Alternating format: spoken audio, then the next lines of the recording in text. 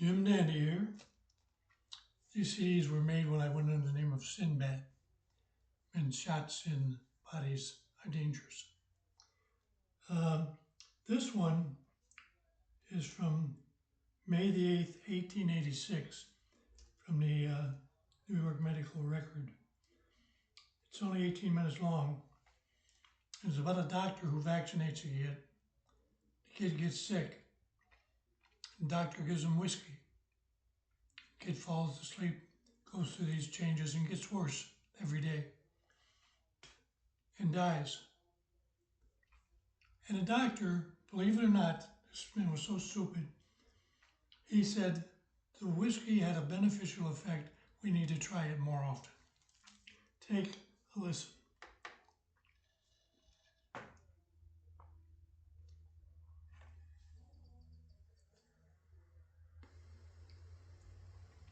Here is an example of the ignorance of the medical profession.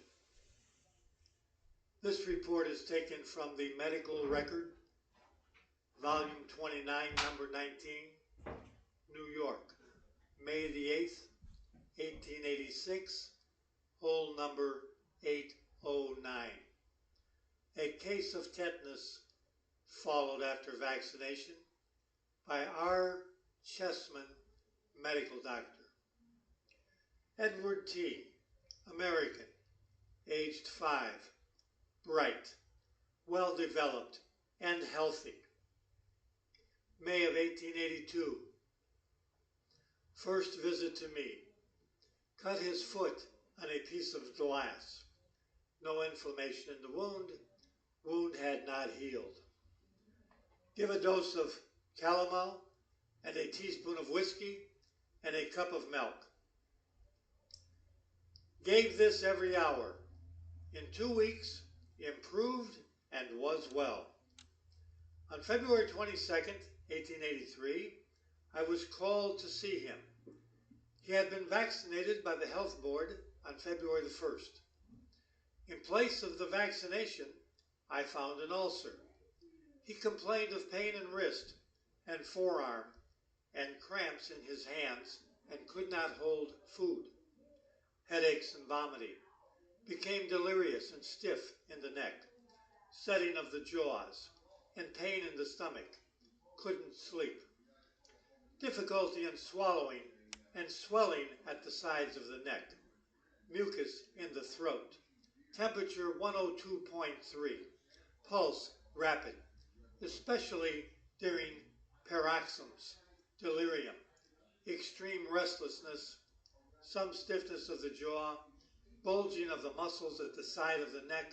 Stiffness of the back and screaming with pain and delirium. Gave more camel, whiskey and milk. Quinine. Next day condition worse. Gave some chlorobromide and paregoric, which is opium.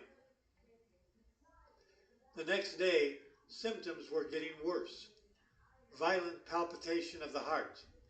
The whole chest wall could be seen to vibrate with its violent and tumultuous beating. Gave more whiskey after the boy had a fit. This caused another fit. Then he fell asleep. In 5 minutes, he awoke with another fit.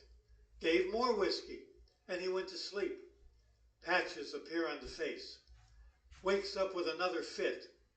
Give more whiskey, goes to sleep. The whiskey was of good age and full strength. Gave more whiskey to control violence of the symptoms.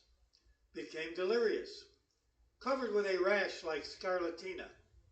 On the 25th, I noticed left hand was held constantly cramped, condition, with the thumb and little finger crossed. He complained that needles were sticking through his temples and of pain on the top of his head. 2 leeches were applied in the front of each ear. The pain didn't stop. Developed CHEYNE, Stokes respiration, breathing problems, brought on by drugs. 26th, mucus rales were heard all over both lungs, and he spit up a frothy sputum. 27th, he said there were worms in his feet. Legs were hot and swollen. March 6th, considerable stiffness and soreness remained in the neck and back, but diminishing. March 12th, he seemed well, but rather nervous, and the eyes had a wild, startled expression. During convalescence, his mother says, he would lay all day flat on his back, very listless, appearing too exhausted to care for anything. A year later, he remained well, but had not been so bright as formerly, and showed more nervousness. This case presents all the symptoms of tetanus. Are you ready for this, listener? You're not going to believe the conclusion of this moron. But this is what these people do. They have theories with no proof. The stuff they do is just downright stupid. And he says this: the effect of the whiskey was so decided and beneficial that I think it should be tried in similar cases oftener. I believe its success in tetanus, as in snakebite, will be found to depend upon its being given in the largest quantities that the patient will bear. Is that not incredible? This guy killed this boy with his drugs and his whiskey and his stupidity, and then draws the conclusion that the whiskey was good because it put the boy to sleep for a few times. I don't know. Hang on, I'm going to put another one on. That's the facts. You can get my book on Amazon under Jim Dandy.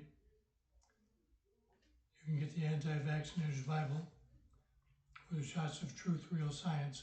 They're both the same book, but two different titles.